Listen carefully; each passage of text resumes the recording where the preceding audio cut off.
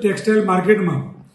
2019માં 21,36,45,000 રૂપિયાનું ચીટિંગનું ફરિયાદ DCB police સ્ટેશનમાં દાખલ કરવામાં આવેલ,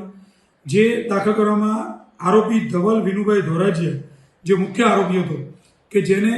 13 જેટલા વેપારીઓ પાસેથી ડ્રેસ મટીરિયલ લઈ અને પૈસા ન ચૂકવી છેતરપિંડી કરેલી, જે બાબતનો ગુનો ડીસીબી પોલીસમાં દાખલ થયેલ. આ આરોપી 5 વર્ષથી નાસ્તો કરતો હતો, જેને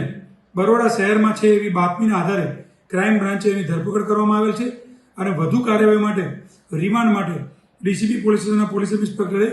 રિમાન્ડ રિપોર્ટ કરી રિમાન્ડ માંગવાની આગળની તજવીજ ચાલુ કરેલ છે.